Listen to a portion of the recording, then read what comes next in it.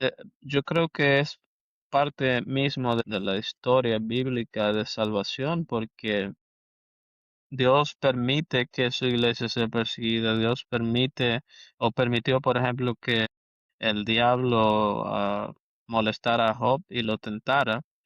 Pero siempre Dios hace esto con el propósito de fortalecer nuestra fe en Él, de que nos aferremos a Él más que a cualquier otra cosa.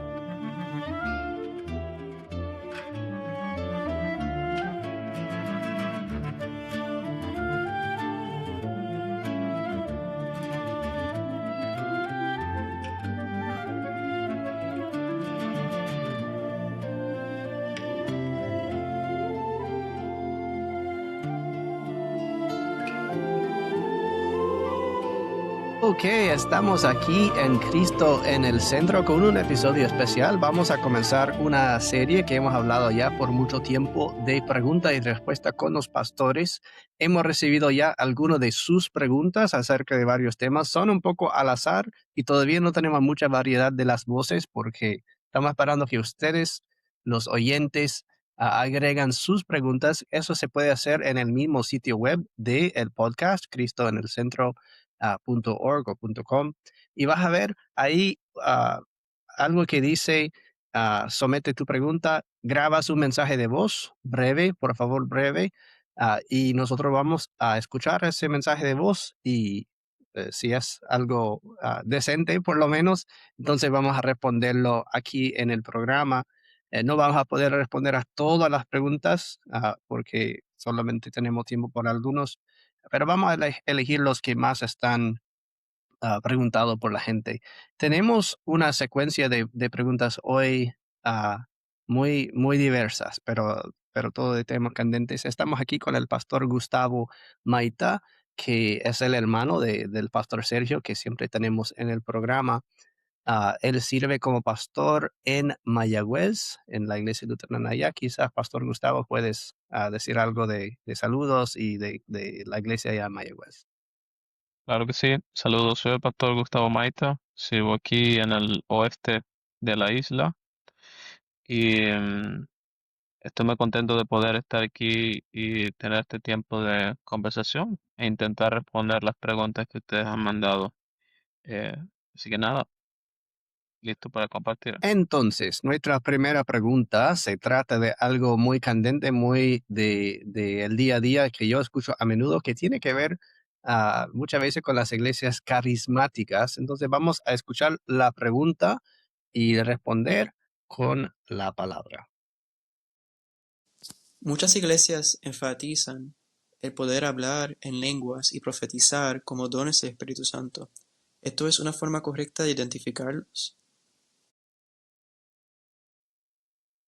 Ok, escuchaste la pregunta. El don de lenguas y profetizar. Pastor Gustavo, ¿cómo respondemos a esta pregunta? Claro, este es un don que desean muchas personas, que es algo bastante llamativo y mucha gente lo busca, ¿no? Como un tipo, como dice allí, algún tipo de señal o marca de tener el espíritu de ser la iglesia de Dios. Yo creo que hay que comenzar por decir que las lenguas son o fueron un regalo de Dios, ¿verdad? Y cuando uno piensa en las lenguas no debe pensar simplemente como en palabras que no tienen coherencia o sentido, que es lo que pasa muchas veces, Mm. sino eh, idiomas reales que gente podría escuchar y entender y especialmente comunicar el evangelio, ¿no? Esto funciona un poco como el reverso de lo que pasó en Babel, donde Dios confundió las lenguas y no podían aquellos hacerse de un nombre y construir am, su torre para llegar al cielo y ser como Dios.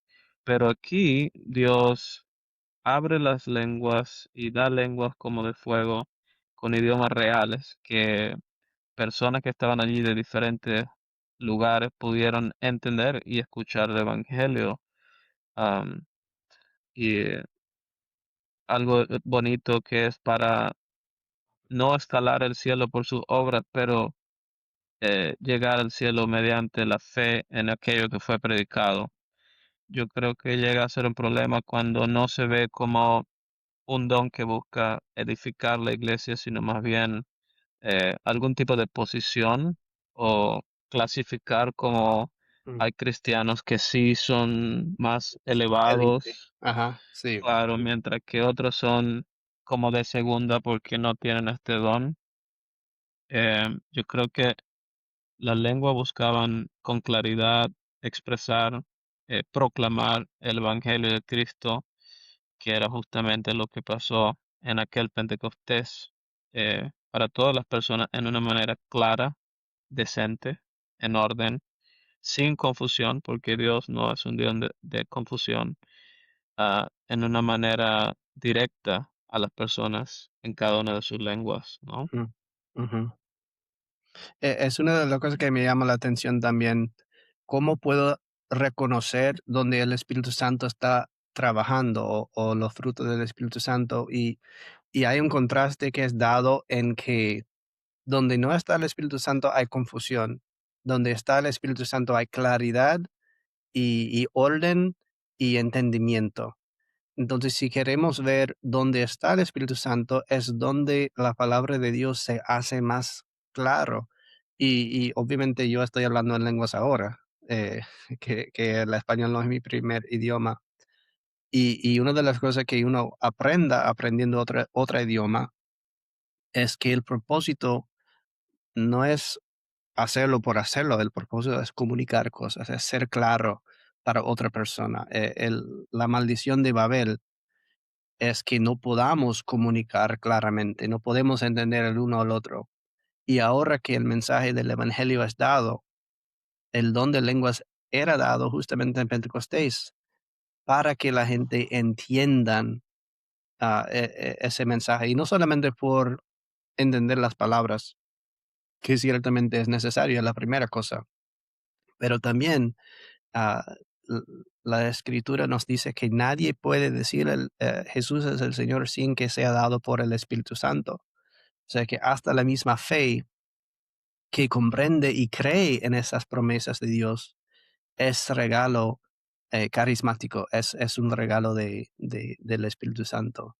Y como bien Claro. dijiste, ¿cómo reconocemos entonces el don de lenguas bíblico? Es cuando la gente milagrosamente entienden el Evangelio en su idioma. Y por eso yo a menudo digo, cada domingo tenemos don de lenguas, porque la gente por alguna razón pueden entenderme hablando español. Claro, y yo creo que Pablo es muy claro en esto, ¿verdad? Que él en todo lo que dice explica o se puede resumir en que el propósito es misional, es edificar la iglesia. Por eso debe ser entendida, pero debe ser interpretada. Yo creo Ujú, que muchas veces no se ve como un don hacia afuera, como todos los regalos que Dios nos da, ¿verdad? Los mandamientos no son obras para nuestro beneficio hacia adentro, pero más bien para el beneficio del prójimo. Y cuando no es así, si yo hablo algo que nadie entiende, pues no puedo beneficiar al prójimo. Quizás entonces no es el propósito que Dios quiere con eso, ¿no? ujú, Am, Parte de la pregunta incluye la palabra marca, y para nosotros como luteranos, claro que hablamos de marca de la iglesia, pero son las marcas que Jesús mismo nos da para identificar dónde Él está presente, ¿verdad? Él está presente en su palabra predicada, Él está presente en el cuerpo y sangre, como Él dice, esto es para ti mi cuerpo y mi sangre, ujú, aquí estoy yo. En el mismo bautismo, ¿verdad? Él por el agua y por la palabra, nos salva literalmente. Em, y así en la oración y en otras marcas como esta. Yo creo que hay que identificar primeramente si es algo que lo hacemos o muchas personas quieren hacerlo simplemente por sentir no sé, la emoción de decir palabras, pero yo honestamente he estado presente cuando personas no, en estos días hablan o dicen hablar en lenguas y yo particularmente no he entendido nada. No sé si, no creo que tampoco sea inglés. No sé si quizás alguien de Persia lo escucharía y lo entendería, pero creo que mientras no comunique el evangelio, el propósito no se cumple como en las escrituras. Por el otro lado, sí hay un don que Pablo dice que deberíamos buscar y hasta tenerlo. Ese es el don del amor, ¿verdad? Más que por sobre todas las cosas, lo más importante es el amor antes que simplemente el hecho de sentir que yo puedo hablar diferente. Yo Ujú, entiendo esa emoción, ¿no? Y creo que tú también, cuando uno ve que uno puede comunicarse en un idioma que no es el suyo y el que no ha crecido, y tú puedes entender a otros. Tú llegas a un lugar donde no hablan tu idioma y tú conoces algunas palabras de ese idioma y escuchas, se siente bien entenderlo. ujú. Es algo bueno, cumple propósito.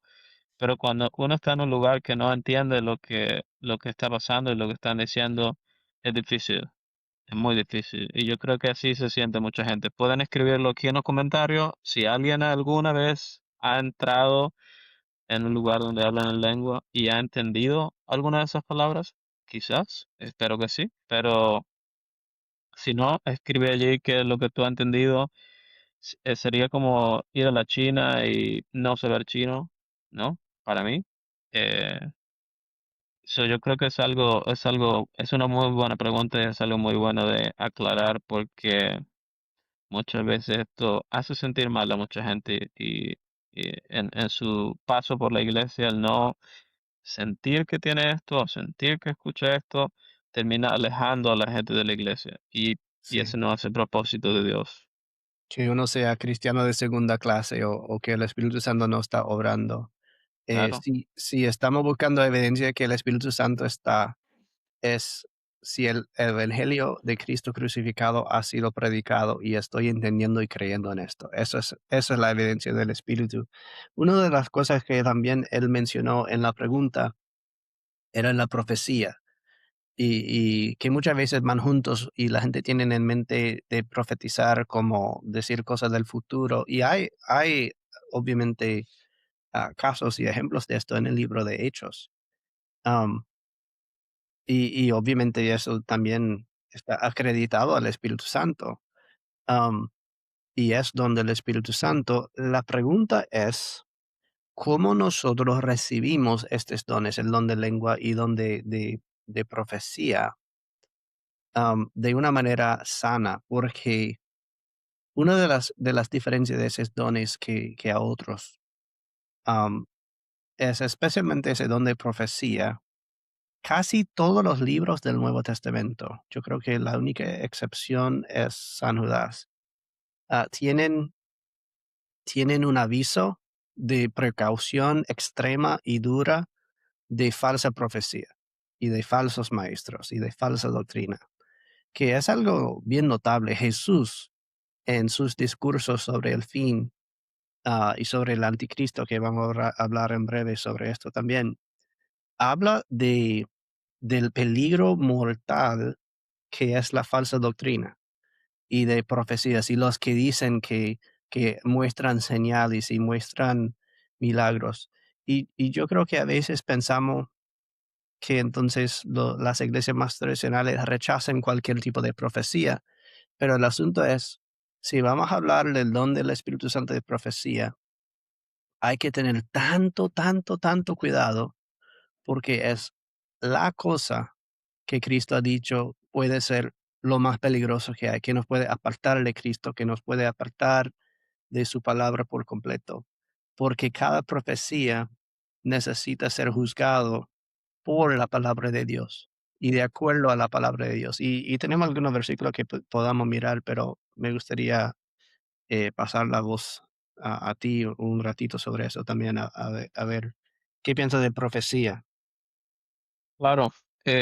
Otra vez es algo que creo que llama mucho la atención el querer saber qué va a pasar en el futuro, el querer descubrir cosas que no sabemos por medio de palabras o sueños o apariciones, etcétera. Yo creo que en el Antiguo Testamento, y como dice en el Nuevo Testamento, Pedro, la profecía nunca vino para ser interpretada de forma privada, ni de forma privada. Yo creo que hay que ver cuál fue el propósito de Dios teniendo profetas.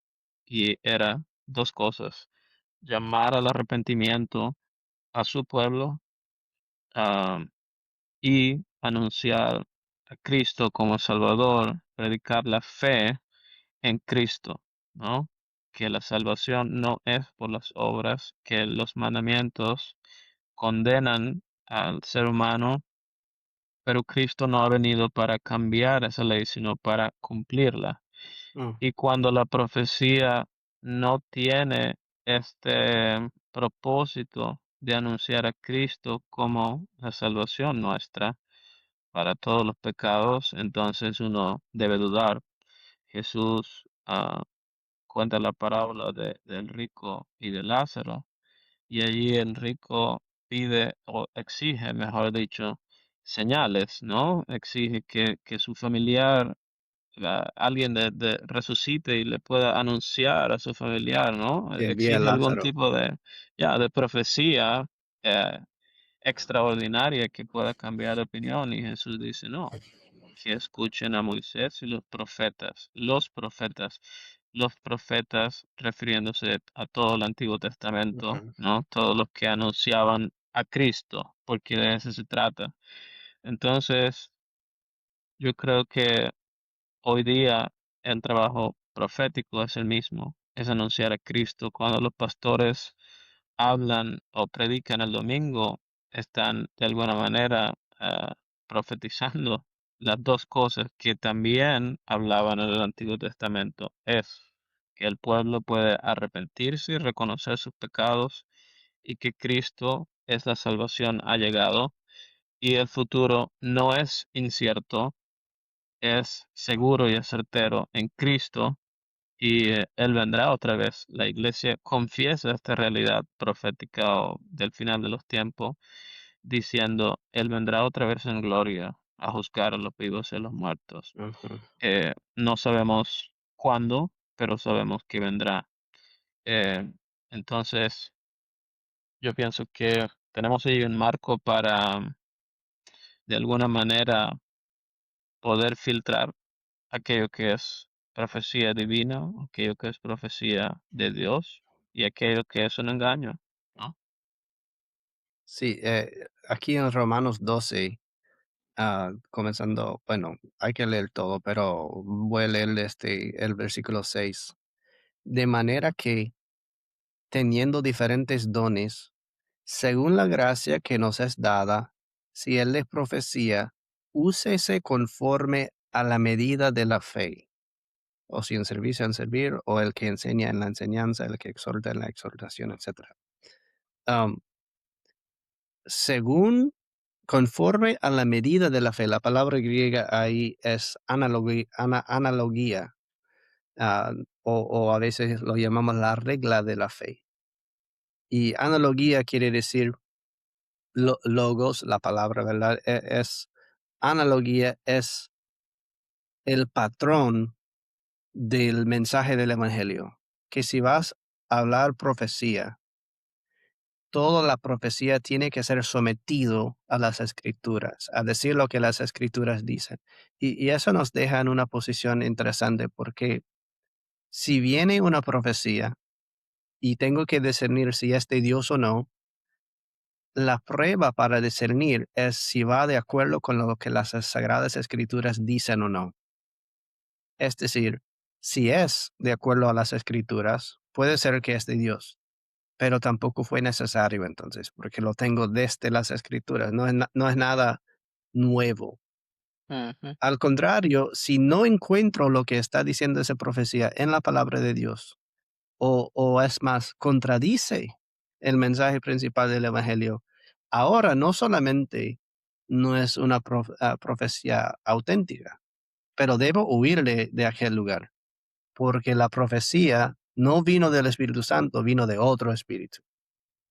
Yep. Y yo creo que así podemos sabiamente evitar de que estos dones de lenguas o de profecía sean usados para falsa doctrina que Cristo dice que es lo más peligroso que hay para nosotros. Y también para abuso, ¿no?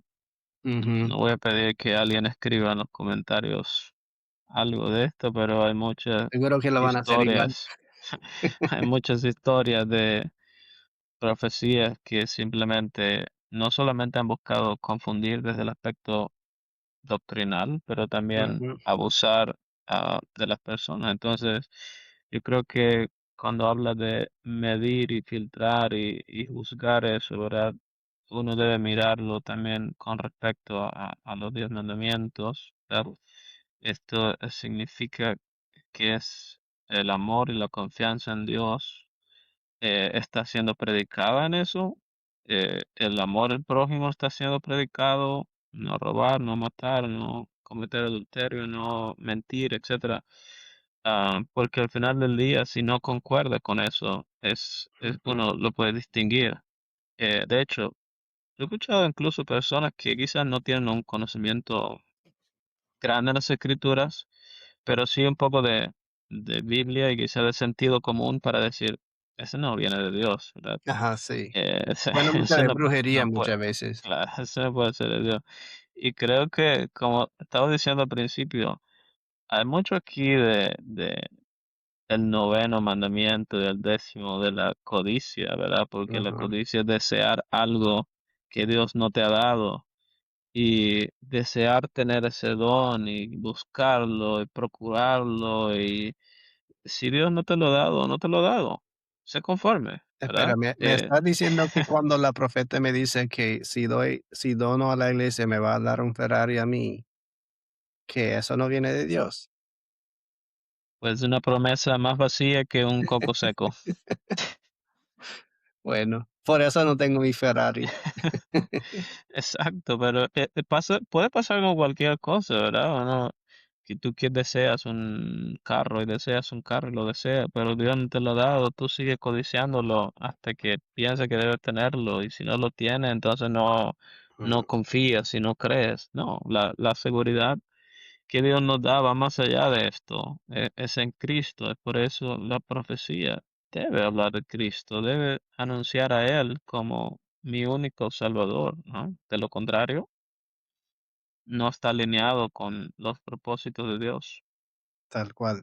Yo creo que esto nos hace un buen segue para la segunda pregunta, que también tiene que ver con profecía y también de el concepto de la bestia, o sea, de la cabeza de falsa doctrina. Entonces vamos a escucharlo y ver lo que podamos decir.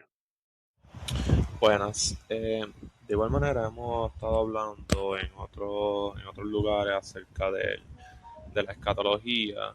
Quería preguntar acerca de Revelaciones 13, del 11 en adelante, donde se menciona la bestia, particularmente lo que vendría siendo la herida mortal. ¿Cómo es, o sea, primeramente, cuál es el entendimiento del luteranismo acerca de la bestia y de todas estas otras figuras como el dragón y cómo es que el anticristo, y cómo se relacionan? Y por otra parte, ¿cómo es que si Dios es el único que tiene verdadera potestad sobre la vida, cómo es que se puede recuperar de una herida mortal? Y continuando en esa misma línea, ¿qué son esos grandes milagros? Porque es que tiene esa potestad particular. Ok, una pregunta compleja, pero buena a la vez. Tenemos en Apocalipsis mucha simbología. Tenemos a un dragón, una bestia con varias cabezas. La bestia está herida en una de las cabezas, lo llama una herida mortal, pero luego recupera al final. ¿Y qué hacemos con estos símbolos? ¿Cómo lo entendemos? Y cómo es, me gustó la pregunta también, ¿cómo puedes recuperar si es Dios que da la vida?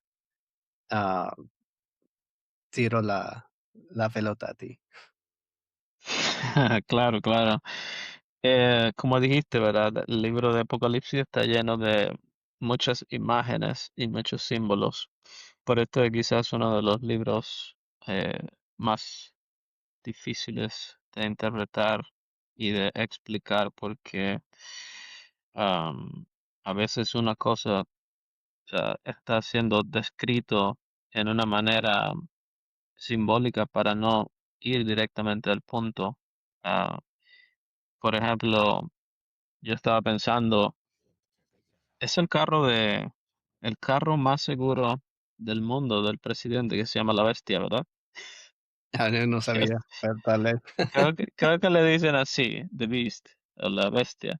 So, yo creo que si uno quiere a veces interpretar esto de una manera literal o pensando en algunas cosas en específicos, podría decir cualquier cosa, ¿verdad? Antes se refiere a, no sé, la bestia, tal cosa, pero Ujú, debe entenderse en el contexto de la historia bíblica, en el contexto de el camino o la vida de la iglesia en el mundo, y especialmente partiendo de la idea de que San Juan está escribiendo a una iglesia perseguida que está siendo ah, casi que apretada a sus límites, ¿verdad? Él no escribe en una manera directa porque los enemigos de la iglesia seguro quieren leer esto y entender más y buscar aniquilarles por allí.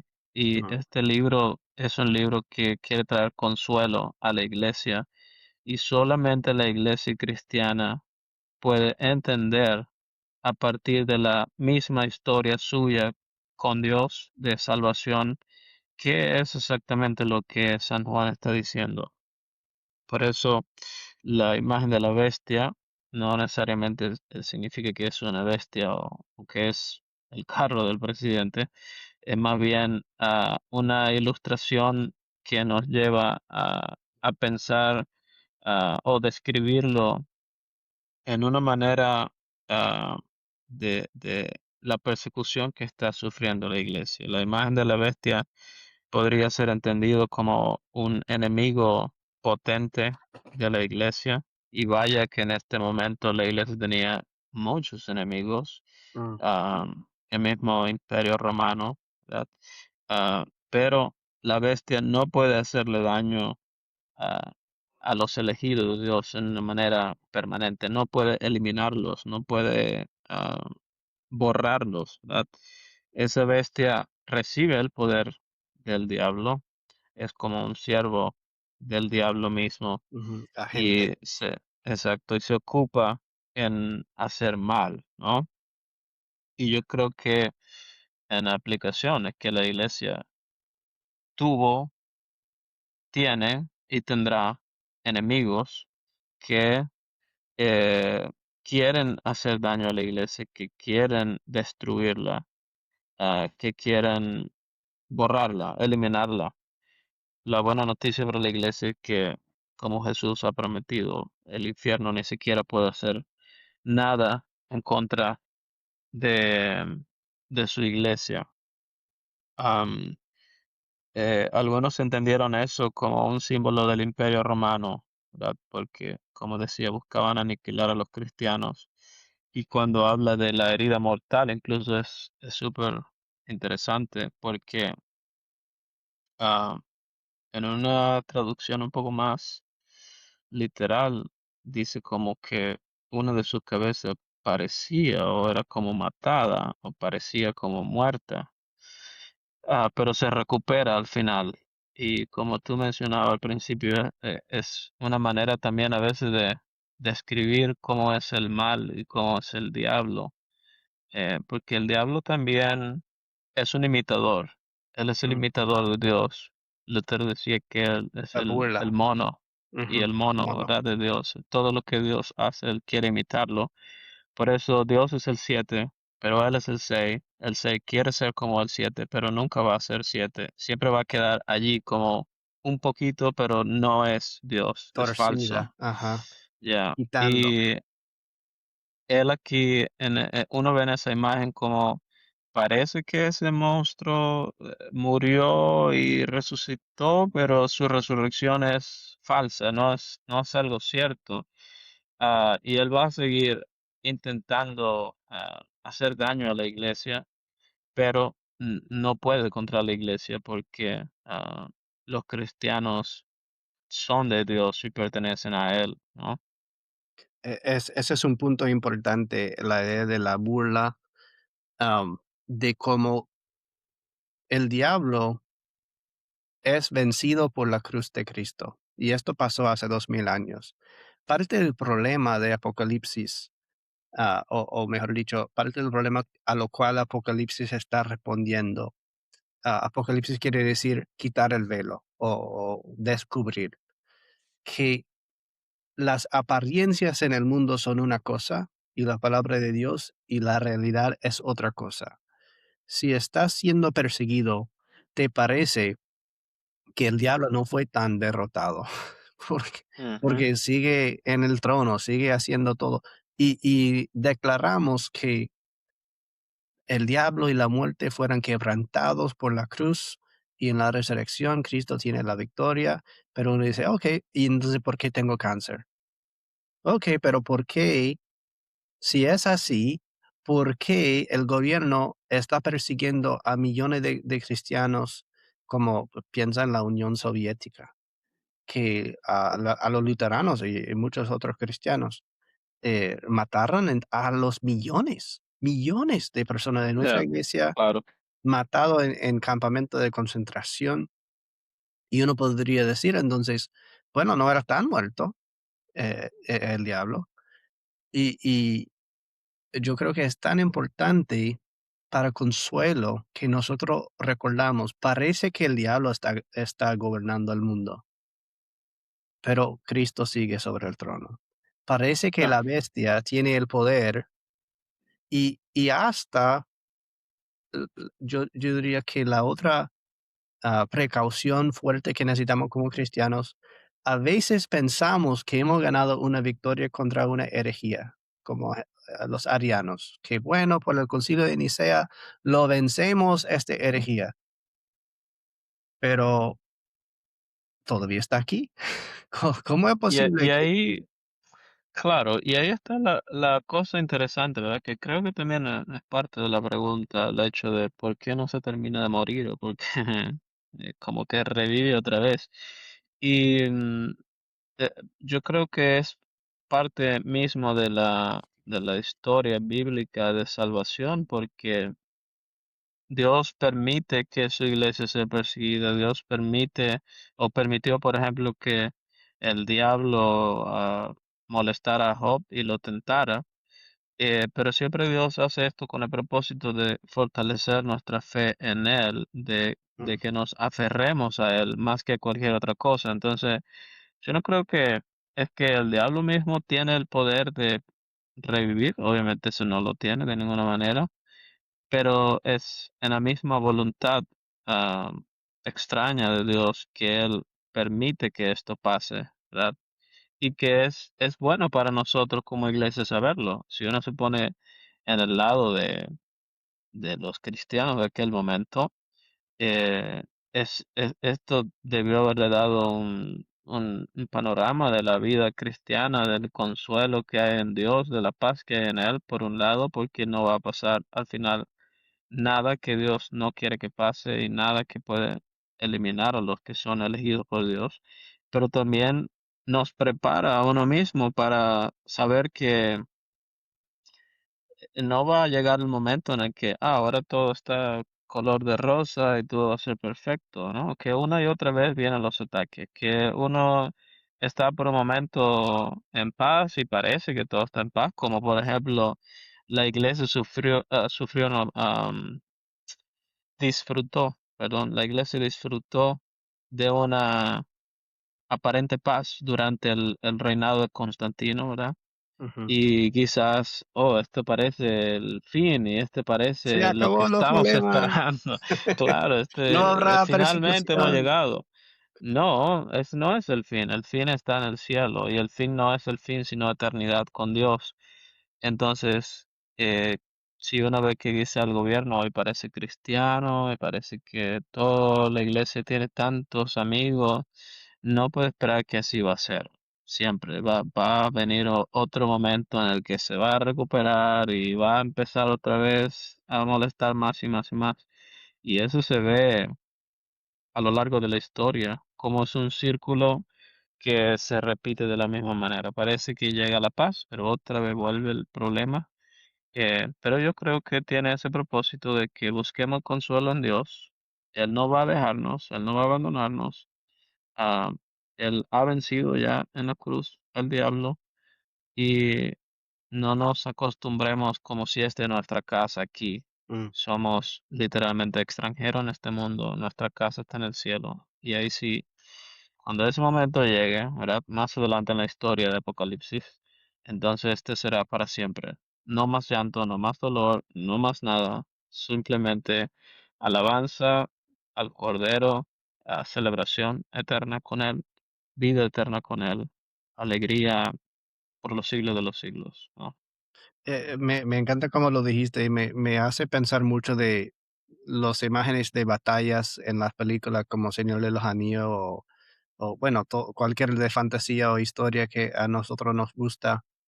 Y me hace pensar en la historia de David y Goliat, que hay dos tipos de desesperación. Tenemos la desesperación frente a Goliat, en que todo el mundo dice, nadie puede vencer a él, Claro, estamos fritos, vamos a ser esclavos y vamos a perder, ya hemos perdido. Y Dios manda David, que es imagen de Cristo ahí, ¿verdad?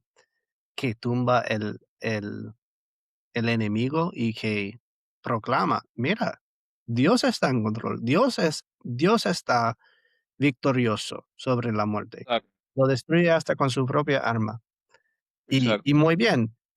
Y si sigue la historia en Primero Samuel, entonces ahora todo el ejército de Israel corre contra los filisteos y los capturan tienen la victoria. La segunda desesperación sería que Goliat, muerto en el campo, el pueblo dice, bueno, ya, ya está, ya está, yo me quedo acá. No, todavía la batalla sigue exacto, y la victoria es ganado, pero la batalla no se ha terminado. Y entonces el cristiano tiene que mantener esos dos mensajes a la vez. La victoria está ganado, Cristo está en el cielo reinando y la ujú, persecución sigue y el enemigo sigue torturando, el, el pecado sigue acusando, el diablo sigue acusándote, ¿verdad? Hay que estar en la cruz, hay que estar alerta y vigilando, pero no porque hay chance de que perdamos la batalla, solo que no ha exacto, terminado la batalla hasta el fin. Y exacto. ay, me encanta la pregunta justamente por esto, porque eso es lo que el cristiano necesita saber, justamente, que la bestia puede parecer muerto, no quiere decir que se ha acabado todavía. Ujú, ujú. Sí, yo creo que si fuera así también quizá causaría un poco de relajación, ¿verdad? Ujú, De cristianos y bueno, ya está, ¿para qué voy a seguir luchando ya? No hay más ujú, nada que luchar, ya parece que todo está hecho. No, no, es una lucha constante hasta con uno mismo, ¿verdad? Jesús identifica incluso a Pedro cada vez que él piensa, como dice Jesús, como los hombres, le dice, pártate de aquí, Satanás. Entonces, cualquier cosa que quiere oponerse a la voluntad de Dios es esta misma lucha. La tiene uno a nivel personal, la tiene la iglesia a nivel general de la iglesia como cuerpo y está presente. Pero siempre quiere llevarnos otra vez a Dios, al primer mandamiento, a decir, confía en mí, yo te he creado, yo te sostengo, yo te he redimido, confía en mí, no confíes en nadie más, confía en mí. mm, Ah, porque esos ataques realmente pueden poner a cualquier cristiano contra las cuerdas y hacerle desesperar si su confianza está en él mismo, ¿verdad? pero cuando la confianza está en Dios y la paz está en Él, eh, como dice el Salmo 46, Él es nuestro amparo, nuestra fortaleza. Todo alrededor se cae, se derrumba, pero en Él hay seguridad, hay una roca sólida que no puede Ujú. ser Su palabra movida. pertenece para siempre, Ya, ¿verdad? exacto. Ok, bueno, hablando de finales, la tercera pregunta que tenemos y el último para hoy tiene que ver con el fin. Estábamos diciendo que todavía no es el fin, pero en el fin, en un estudio bíblico aquí en Ponce teníamos un estudio sobre la escatología y habíamos mencionado que es parte de la doctrina bíblica de que hay una resurrección de todos los muertos, no solamente los que tienen fe, pero todos los muertos están levantados para el juicio al final. Y es una doctrina que podemos mostrar en muchos lugares de la Biblia, pero esto hizo que surgió una pregunta que vamos a escuchar que tiene que ver con esto. Saludos. Hemos estado hablando de lo que vendría siendo la resurrección corpórea, como se confiesa en los credos. Ahora bien, con relación al infierno, personas del infierno de igual manera tendrán su cuerpo y tendrán un tipo de resurrección corpórea para el sufrimiento eterno. Ok. So, esta pregunta me parece que realmente tiene que ver con algo de que a veces sentimos un poco incómodo con lo que implica. Y ¿cómo responderías a la pregunta primero? Y vamos a buscar en la raíz de la pregunta, quizás. No, yo creo que hay que comenzar por las palabras de Jesús. Él dice que vendrá la hora cuando todos los que están en el sepulcro oirán su voz, y los que hicieron lo bueno saldrán a resurrección de vida, a los que hicieron lo malo a resurrección de condenación. Y cuando uno mira, o uno debería mirar la resurrección en los términos que Jesús muestra lo que significa resucitar. Él resucitó de los muertos en cuerpo, y él se mostró a sus discípulos y a muchas otras personas en cuerpo. So, la resurrección implica ah, que el cuerpo vuelve a levantarse, como el cuerpo de él se levantó. La gran diferencia no está en si el cuerpo solamente de los cristianos va a levantarse. La diferencia está en para qué el cuerpo de cada uno va a levantarse, o para qué condición, o para qué va a tener de diferencia la resurrección corporal de cada uno de los que son condenados o de los que son salvados. Pues el gozo se muestra en que los que son resucitados para la vida, pues no van a sufrir más, pero los que van a resucitar para condenación van a padecer sufrimiento en su propio cuerpo, ¿no? Eh, entonces, yo creo que si tomamos en cuenta las palabras aquí de Jesús, ambos van a ser resucitados en su cuerpo en el día final. La diferencia está en que uno van a levantarse para la vida eterna con el Señor y otro para condenación eterna. Sí, parte también de lo que enfatizan los teólogos es el hecho de que como el hombre es cuerpo y alma, las consecuencias y la recompensa son de cuerpo y alma. Am, parte de quizás lo que hemos adoptado como algo popular es el concepto de que soy mi alma y tengo mi cuerpo, pero soy cuerpo y alma. Yo soy una persona completa. Y siendo cuerpo y alma, mi vida, incluso en condenación, es de cuerpo y alma. Es completo. Y entonces es el Ujú. ser humano completo que ha resucitado ah, para el juicio. Y la Biblia habla de la primera muerte y la segunda muerte en Apocalipsis también, como acabamos de hablar de Apocalipsis. La segunda muerte no tiene fin. y la única manera de escapar la segunda muerte es los que ya han pasado la primera muerte en el bautismo, Ujú. que habla de esas dos muertes de esa manera. Los que han pasado la primera muerte en Cristo no sufrirán la segunda muerte, que es la muerte eterna, la muerte perpetua, que es el castigo eterno.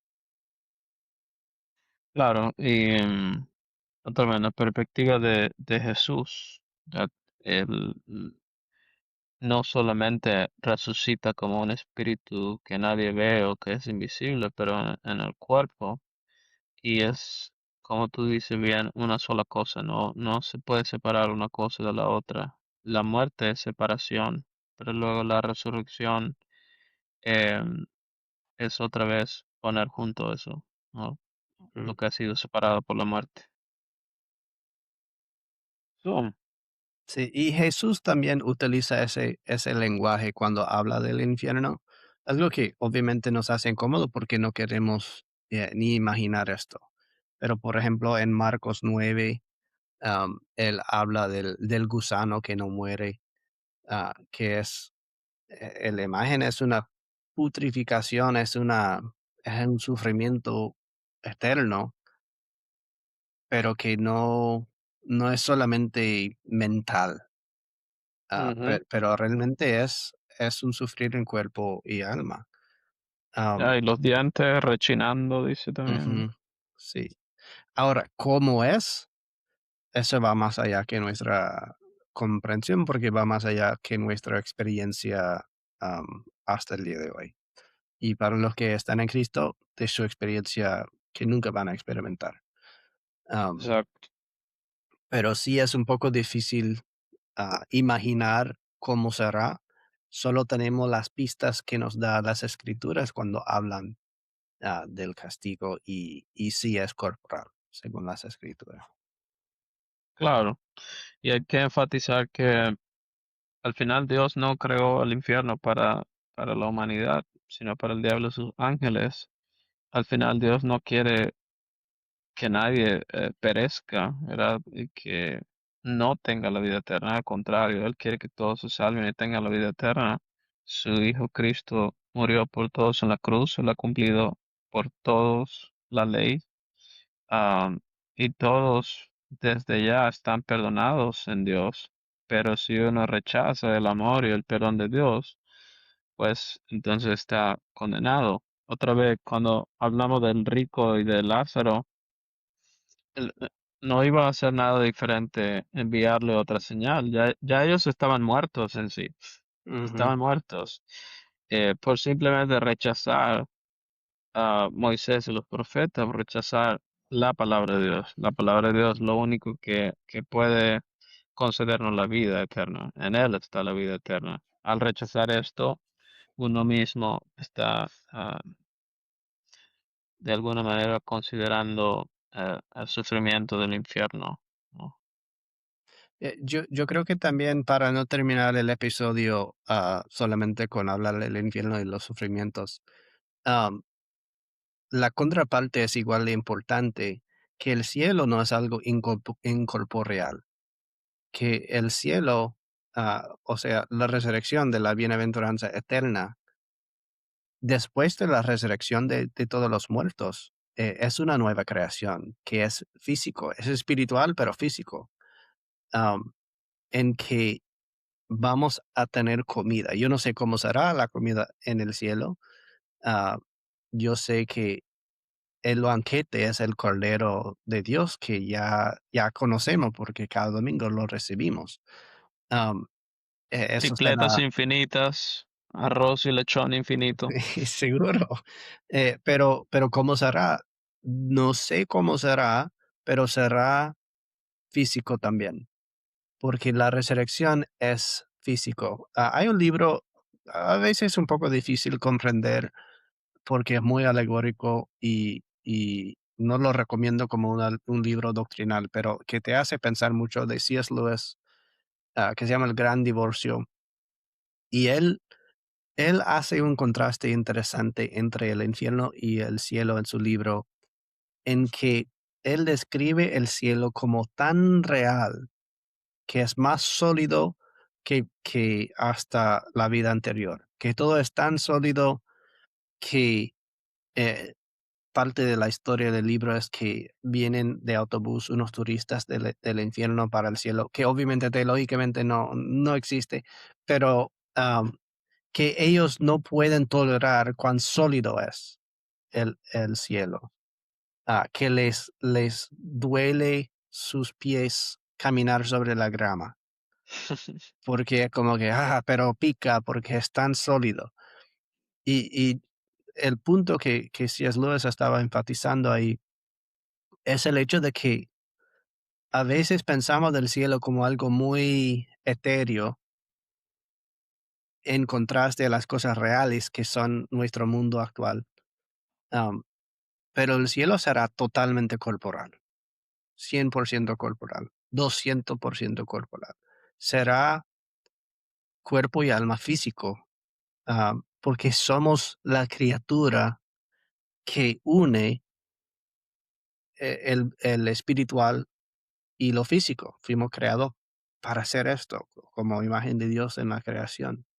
Ujú. Y siendo así, ambos, el sufrimiento del castigo y el gozo eterno, son hechos por medios físicos, que realmente es algo de gran consuelo, porque Claro. no es tan ajeno a mi ser como ser humano.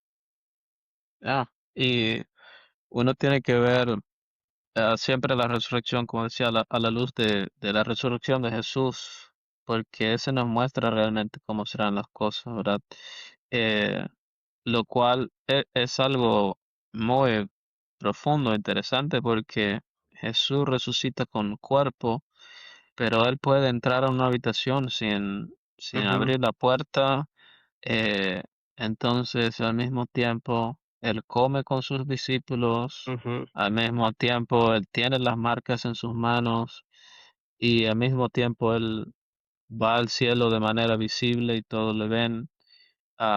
Pero realmente ya su cuerpo no está sujeto al tiempo de ese mundo ni nada, pero eh, es algo, por un lado, difícil de comprender, obviamente, porque no, no somos, ah, no hemos resucitado, ¿verdad? Como Jesús, pero al mismo tiempo ya Él nos da una imagen de qué se trata la sí, resurrección y cómo es.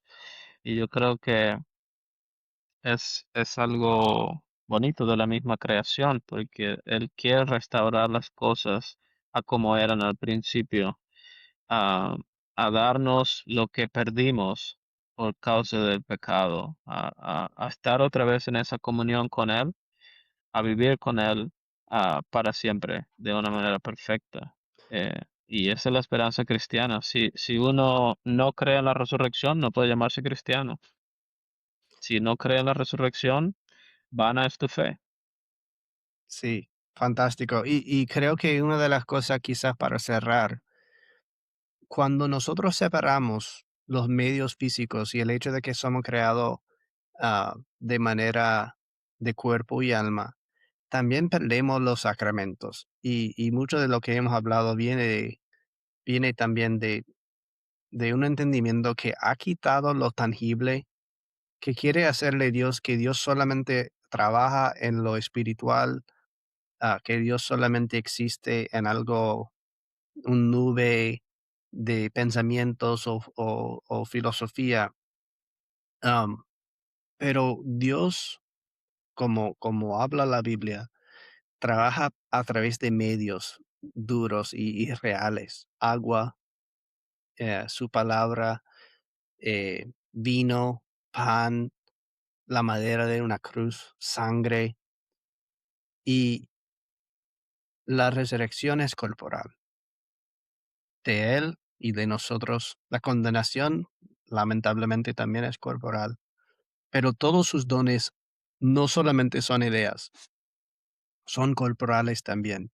Y esto es algo en que podamos gozar ah, al máximo, porque no es que es una salvación para ángeles y nosotros estamos incluidos. Cristo es el Salvador para hombres. como nosotros. Claro, claro, eso sí. em, es nuestra esperanza poder vivir este momento de la resurrección. Yo creo que va a ser algo increíble, es por lo que hemos estado esperando toda nuestra vida de cristianos, nuestra expectativa, y es una expectativa que no defrauda, porque no es algo que no hay constancia. No, en el cuerpo de Jesús hay constancia. Él dice, toca aquí, para que veamos que es verdad, que es real. Y ese testimonio de los apóstoles es para nosotros creerlo, para nosotros saber que así va a ser para nosotros también. Así que nada, gracias a los que hicieron sus preguntas, escriban sus comentarios, den like, suscríbanse, no Y por cuesta nada. favor, más preguntas. Necesito más preguntas de chicas también, porque si no, siempre van a ser preguntas pesadas de los varones. No, de verdad, necesitamos más preguntas. Vayan al sitio ahí y síguenos aquí en Cristo en el Centro. Ha sido un gusto. Muchas gracias. Gracias, Dios les bendiga.